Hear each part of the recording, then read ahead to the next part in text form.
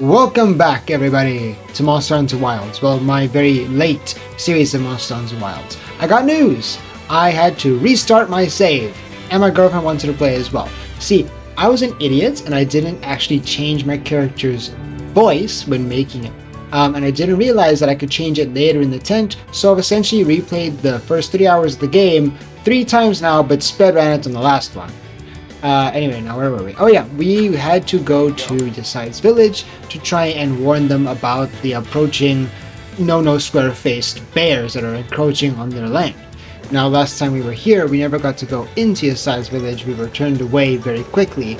But upon going in, we get greeted by this beautifully rendered cutscene with these gemstone-looking things all around us. And apparently, this is this entire village's only form of protection, because it apparently sounds like a monster that the Doshagama and other predators are scared of. Look, it's a safety net that I'm not even going to start to touch.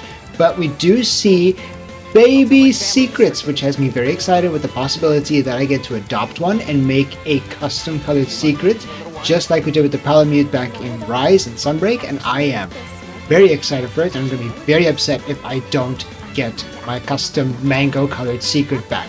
If you're not sure, Mango is the name of my Palamute from Rise and Sunbreak. I struggled on that name for a long time, but I intended for him to look like a Tigrex, but dog form. Anyway, we decided to go around Yasai's village and interrogate a bunch of people, including the village elder and some lady throwing some stuff into a fire about possibly Nata's people and where he came from and where we can find his village and so on and so forth. But ultimately get nothing other than finding out that Gemma is intrigued with the white thing that was thrown in the fire, which to me looks like a fire starter, but apparently it's going to be a bit more detailed later on in the story. And I mean, look, this game might not be the most story driven, but one thing it does drive me to is going to the damn kitchen. Because I mean, look at how beautiful every single piece of food in this game has been made. I don't know where the budget went, but if it had to go anywhere, it had to go into making the food look as good as possible. But yeah, after eating a bunch of bean pizza, we get a full belly, a bunch of proper hunting food effects, and it's a mechanic that I didn't think I'd ever see implemented in such a way, and I love it to absolute bits. After a full belly of bean pizza, Yasai informs us that the Doshagama actually come from the forest and not the desert. We've just seen them in the desert, and he thinks they're coming from the forest. So we use his instructions on how to get there, and it was actually rather fun just to go from point A just to point B. I wasn't able to recreate my flying lesson from the first episode, but look, the desert in this game is absolutely dead. You can see it on screen now. It is gray, it is dead, and it's pretty, but in an ugly way. But I am in a very much needed change of scenery, because I have been staring at the same desert for 3 runs of the first 3 hours now. Friends are speed around the second half. The color difference is much needed, and look, I called the desert ugly now, but later on it is going to become absolutely beautiful and just as vibrant as the red water you see in front of you. That is not definitely something to cause for a concern, but I am genuinely, when I saw this, I thought, is Bloodbath Diablos going to become a desert dweller now, and then it just comes out of the water kind of thing? But no. We do find Olivia's base camp that she set up in the forest ahead of us, and we decide to just help set up before we go out on investigation to try and find the Doshagama and stop them from, possibly destroying Yasai's village.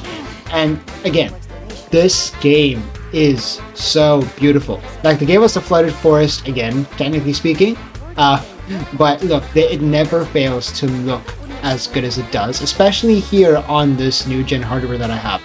Oh yeah, you guys didn't know that I bought a new Xbox just to play this game. I had Xbox One up until this point. But yeah, we get to set up custom camps as well along the way in this game, and I am all for it. You can't really put them anywhere you want, but you can put them in designated areas, and you get to choose where they go, and you get to customize them, you get to put little campfires and everything, and oh my word, it is just yes. Anyway, while looking for the Doshagama, we end up finding a piece of what looks like a Lalabarena, apparently, that the elf twink over here just absolutely adores and is inhaling despite it being toxic, apparently, or not toxic, paralytic. And of course, he has to get caught in the spider's web. How? I don't understand. But Olivia manages to get him away, and we are left to deal with the Lalabarena. And this is the third monster. This is the third monster. You normally see a monster of this creative level like on a 3-star or a 4-star quest, not the third monster you hunt in a Monster Hunter game. Look, Capcom is going all out with this, and I am all for it. These designs, the movements of Lalabarena, I absolutely adore it. Excuse the horrible gameplay in front of you. I honestly just wanted to try and observe it a little bit. Don't worry, the Slaughterfest will begin very soon. But still, it's a cotton ball. It has got scissor fingers. It's got a bee stinger in the back of it, which you'll see very soon. It's a rose. It's a ballerina, and it looks like a moth as well. I don't know how they managed to put all these pieces. There's the stinger. I don't know how Capcom put all these pieces together into one cohesive thing that feels fantastical yet so real at the same time.